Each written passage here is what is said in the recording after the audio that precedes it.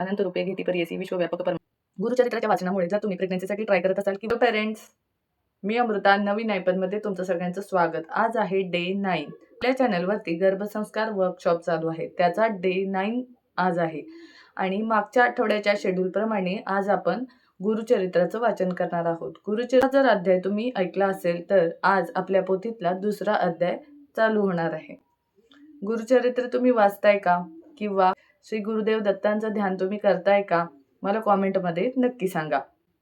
गुरुचरित्राच्या वाचनामुळे जर तुम्ही प्रेग्नन्सीसाठी ट्राय करत असाल किंवा तुम्हाला प्रेग्नन्सी राहिलेली असेल तर या दोन्हीमध्ये तुम्हाला एक मानसिक शांतता मिळेल. त्याचबरोबर प्रेग्नन्सीतील ज्या तुम्हाला भीती वाटत असतात त्याही हळूहळू कमी होण्यास मदत होईल. त्याशिवाय आई आणि बाळाला शांत झोप लागते. पोथींचे वाचन केल्यामुळे बाळाच्या मनावरती चांगले संस्कार होतात, बाळ पॉझिटिव्ह विचारांचं होतं. त्याचसोबतच अध्यायाचं वाचन पूर्ण झाल्यावर तुम्हाला तुमच्या बाळासोबत गर्भसंवाद करायचा आहे, जो तुम्ही रोज करायचा आहे. ही ॲक्टिव्हिटी आपण पहिल्या डेला सांगितली होती, तर तुम्ही ती करताय की नाही मला हे कॉमेंटमध्ये नक्की सांगा. गर्भसंवादासाठीची 20 सेंटेन्सेस आपल्या एका व्हिडिओमध्ये दिलेली आहेत, चॅनलवरती जाऊन तुम्ही बघू शकता. चला तर मग सुरुवात करूया. अध्याय दुसरा, संक्षिप्त गुरुचरित्र. श्री गणेशाय नमः, श्री सरस्वते नमः, श्री गुरुभ्यो नमः, श्रीपाद श्रीवल्लभ श्री नृसिंह सरस्वती दत्तात्रेयाय नमः. सिद्ध सांगे नामधारकासी, श्री गुरु महिमा कायपुसी, अनंत रूपे घेती परियसी विश्वव्यापक परमात्मा. भक्तजना तारावयासी अवतरतो ऋषिकेशी, शाप देत दुर्वास ऋषी कारण असे तयांचे. माधव ब्राह्मण कारंजा ग्रामी, अंबा नामे त्याची नारी, वासना तियेची पूर्वजन्मीची, ईश्वर पूजा करीत असे. प्रदोष पूजा अतिरहर्षी, मंदवारी त्रयोदशीशी, पूजा करी विशेषी, गर्भवती झाली देखा.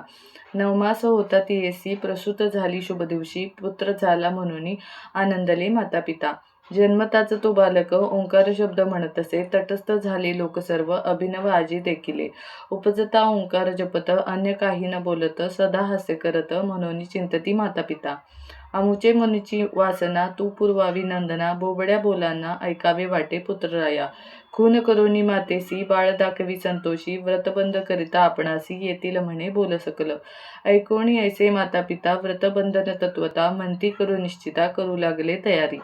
विधियुक्त मौजी देखा, बंधन केले बालका, मंत्रोपदेश करिता देखा, वेद बोले चारी आपण. सभा समस्त विस्मय करी, माता पिता हर्षभारी, मुका बोले वेदचारी, म्हणती देवाचा अवतार. म्हणे बालक मातेसी, तुवा उपदेशिले मजसी, भिक्षा माग म्हणसी, निरोप द्यावा आमत्वरित. आम्ही असो ब्रह्मचारी, करावी भिक्षा घरोघरी, वेदाध्ययन मनोहरी, करणे असे परियसा. तव नृसिंह सरस्वती, म्हणती सर्व जनाप्रती, आम्ही संन्यासीयती, न राहावे एकस्थानी. माता पित्याप्रती ज्ञान कथुनी पुत्र देती, काशी क्षेत्री संन्यास घेती, यात्रा करती उत्तरेची. भुवनेश्वरीला मूर्ख ब्राह्मण, जीवाचे दोन्ही करी अर्पण, त्याच विद्या देऊन धन्य केले तयासी. बिलवडी ग्रामासमीप औदुंबर स्थान प्रख्यात, आज झाले असत दत्तस्थान म्हणून या. 4 मास वास केला, भक्ती अगणित ठेविल्या, पादुका तेथे स्थापिल्या, जनोद्धारा कारणे. प्रख्यात आज दत्तस्थान, औदुंबर पादुका स्थान, ऐसे ते तीर्थस्थान, सर्व कामना होती पूर्ण. विप्र एक जाता गंगेत, तव गुरुनाथ देखत, तयासी आणा म्हणती आत्महत्या महादोषी.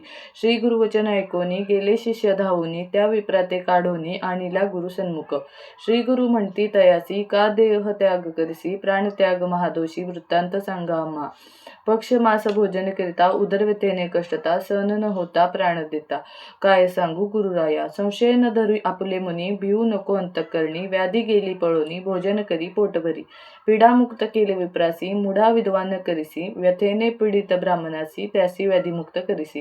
क्रूर यवना ते करुणी शासन, माधव विप्रसी ब्रह्मज्ञान, सायन देवास वरदान, श्री गुरुकृपेने मिळत असे. उपदेश देती भक्तासी, देह हा अनित्य म्हणसी, म्हणून धर्माचरण करा सांगती, मोक्षमार्ग पावया. तया औदुंबर स्थानात 4 मास राहत, तेथून पुढे निघत जनोद्धार करावया. औदुंबर स्थानाहून निघती, श्री नृसिंहवाडी स्थानी जाती, तेथे 12 वर्षे राहती, ते करती तपदेखा. श्री गुरुचरित्र संक्षिप्त. श्री गुरु लीला येथे पाहत, श्री नृसिंह सरस्वती स्वामी औदुंबरी बसले. इति श्री गुरुचरित्र संक्षिप्त नाना प्राकृत कथा समत सदा पठेत भाविक भक्त द्वितीय अध्याय गूढा श्री गुरुदेव दत्त. इथे श्री गुरुचरित्र संक्षिप्त द्वितीय अध्याय संपूर्ण. दुसरा अध्याय पूर्ण झालेला आहे. तर आपलं हे अध्याय वाचन तुम्हाला आवडते का मला कॉमेंटमध्ये नक्की सांगा. त्याचबरोबर मला तुम्हाला एक क्वेश्चन विचारायचा आहे. आपण संध्याकाळच्या वेळेला म्हणजे आपण ज्या वेळेला दिवा लावतो त्याच्यानंतर आपण एक तास स्वामींचं नाव किंवा श्री गुरुदेव दत्त यांचा जप लाईव्ह घेऊया का? या नामस्मरणामुळे तुम्हाला असंख्य असे फायदे होतील. प्रेग्नन्सीमधला ताण तुमचा कमी होईल. त्याचबरोबर तुम्हाला नामस्मरणाची सवय लागेल. स्वामींच्या नामस्मरणात प्रचंड शक्ती आहे. याची प्रचिती बऱ्याच जणांना आलेली आहे.